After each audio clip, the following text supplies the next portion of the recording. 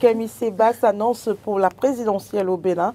Quelle option à la rupture pour contrecarrer le panafricanisme?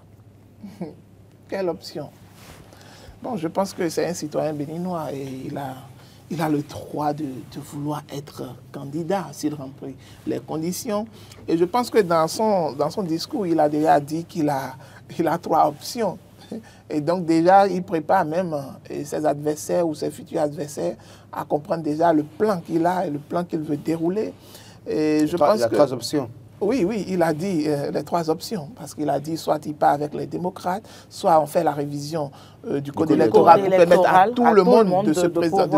Ce qui n'est pas évident. Voilà, de se présenter. Et donc, la dernière option, c'est l'option que tout le monde, tout Béninois ne souhaite pas, bien que ça soit une option pacifique, peut-être qu'il l'a dit. Et donc, je pense que vous avez posé la question de savoir quelle sera la conséquence pour la rupture.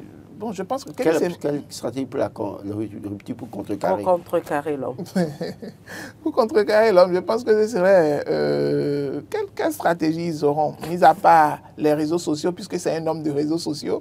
Et donc, je pense que vous avez constaté même que depuis qu'il a lancé son message, les attaques ont commencé par venir de toutes parts, surtout de ces agitateurs des réseaux sociaux du pouvoir, qui ont commencé déjà par l'attaquer sur tous les fronts. Et donc cela dénote également. Exactement. Donc, cela dénote également de cette méfiance, de cette volonté à ne pas le voir venir se représenter en tant que candidat à l'élection présidentielle. Et donc, lui-même sait, en tant qu'averti, il sait déjà que ça ne sera pas tâche facile pour lui si vraiment il décide de le faire. Mais est-ce que le président a quelque chose à craindre avec Kémy Séba? Non, pas bon. Normalement, pas du tout. Du moment où... C'est vrai que ses opinions, à un moment donné, heurtent la sensibilité, pas seulement du chef de l'État béninois, mais de plusieurs chefs d'État africains, compte tenu de ses arguments, d'accord, de ce qu'il défend en tant que panafricaniste, qui défend en réalité la cause des Noirs en général,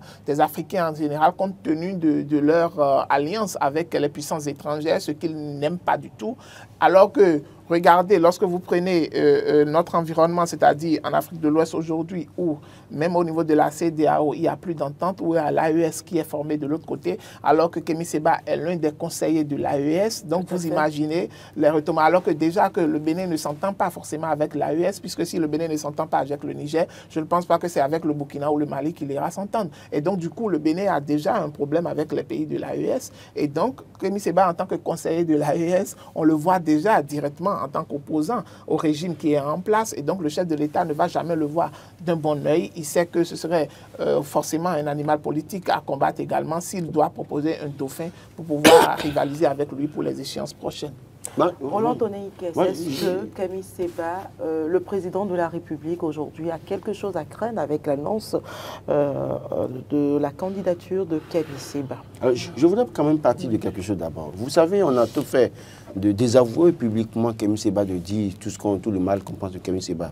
Mais je voulais juste quand même rappeler quelque chose. Ce que Kémy Séba dit au fond, est-ce qu'il dit des choses qui n'existent pas? Il dit les Béninois, au Bénin, des gens de difficultés. Nous avons tous dénoncé le fait que oui, nous souffrons, il y a des difficultés dans le pays. Il dit la France-Afrique, il faut mettre fin à ça. Beaucoup d'intellectuels en Afrique... Est-ce que ce n'est pas pour l'intérêt de l'Afrique? Le problème, c'est que c'est la forme qu'utilise Kémy Séba. Si on enlève... Oui, s'il revoit la forme, en réalité, c'est ce que tout bon Africain dénonçait depuis qu'il dénonce. Alors, quand on finit de dire ça, aujourd'hui, est-ce que le chef d'État a quelque chose à craindre? Oui, et bien évidemment. Attention, quand vous regardez la position tranchée de Kémy Séba, en réalité, Patrice Talon n'oserait jamais avoir un Kémy Séba son successeur. Parce qu'avoir un Kémy Séba comme successeur, ce n'est pas facile à gérer ça. Lorsqu'il vous ramènera répondre de tout ce qui s'est passé sous votre mandat. Et aucun chef d'État, aucun humain ne peut facilement accepter ça. Boni Yahi, quand bien même il a accepté ça, lui-même, fort malheureusement, en tout cas, c'est arrivé avec lui. Mais il sait très bien qu'aujourd'hui, parfois, il y a des sujets sur lesquels il ne peut pas se hasarder, parfois. Et d'ailleurs, même vous voyez qu'à chaque fois, on reçoit des dossiers, sans pouvoir le citer, le nommer personnellement, mais on nomme ses collaborateurs, et cela suppose que si les collaborateurs sont touchés, ils sont obligés d'appeler, peut-être d'appeler son nom. Donc, la rupture travaillera à éviter le cas de figure Kémy Séba. Ça, là, soyez-en sûrs. Et Kémy Séba est très ingénieux. Je dis pourquoi? Parce qu'il a dit un certain nombre de choses du côté du Niger. Il a attaqué le régime de Patrice Talon. Les gens ont dit que s'il venait, il sera poursuivi. Et sachant très bien que Rondeyon, dans les faits, dans les déclarations, il a dit clairement que Rondeyon est proche de lui, Rondeyon est en prison. Sachant très bien que s'il rentre au Bénin, à tout moment on peut l'interpeller. Il déclare sa candidature depuis là-bas. Il vient au Bénin aujourd'hui, vous l'arrêtez, c'est que vous arrêtez un candidat aux élections présidentielles 2026. Vous n'attaquez plus un simple citoyen. En réalité, le monsieur est très ingénieux. Il sait bien ce qu'il prépare. Il a un timing qu'il prépare. Il fait les choses au moment précis. Donc, il vient au Bénin aujourd'hui. Vous l'arrêtez automatiquement. On dira au plan mondial qu'on a arrêté un candidat déclaré pour la présidentielle 2026 et que c'est parce que il dérange. Donc, cela montre que le régime du Parti aussi doit faire très attention avec Kémy Séba. En réalité, pour ne pas tomber dans certains pièges de Kémy Séba, parce que quand Kémy Séba fait des menaces parfois, peut-être qu'on dit comment vous appelez, un aveugle vous menace de vous lancer une pierre, rassurez-vous qu'il a... Pierre déjà dans sa main. Non, il y a un pied sur la pierre. Sur la pierre. Donc, cela suppose qu'il faut faire attention pour ne pas tomber dans le piège de Kémy Séba. Vouloir à tout prix lui créer des ennuis comme on en a l'habitude depuis des années dans notre pays, il faut faire attention, ce n'est pas avec tout le monde qu'il faut se hasarder. Seulement que, moi je dis qu'il faut que Kémy Séba revoie la forme de son discours. S'il revoit la forme de son discours, si les démocrates décident de le porter comme candidat, ils sont libres parce qu'il est citoyen béninois. En tout cas, juste après le contraire, on n'a jamais réussi à dire qu'il n'est pas béninois. D'accord. Donc, personne n'a réussi à dire que Kémy Séba n'est pas béninois. Au contraire, il a déchiré déjà l'autre nationalité qu'on le connaît. Donc, dans les faits. Voilà. Bon, donc au fond aujourd'hui, s'il vient au Bénin et qu'il a d'ailleurs même qu'il a une maison au Bénin, il vient au Bénin par moment. Donc en réalité, on ne peut pas l'empêcher d'être candidat. Si une formation politique décide de le porter, je crois que on doit travailler à ce que, et c'est ce qu'il dit, si le code électoral est révisé, tout le monde pouvait avoir chance égale, ce qui n'est pas évident. Maintenant, il vaut mieux peut-être... Au point où nous en sommes au Bénin, c'est pas envisageable. Bon, évidemment, il va falloir peut-être espérer, attendre de voir si éventuellement les démocrates, compte tenu d'un certain nombre de faits, seront obligés de se rallier avec lui pour le porter. Et pensez-vous que c'est possible? Est-ce qu'il sera le bienvenu dans le parti politique de l'opposition? Non. Est-ce que moi, je ne suis pas du parti des démocrates pour savoir s'il sera le bienvenu. Je constate que c'est un citoyen qui a des ambitions, qui tend la main à une formation politique. Il revient au responsable de cette formation politique de décider. Maintenant, s'il décide, est-ce que ça va... Et aujourd'hui, les intérêts, les enjeux, est-ce que...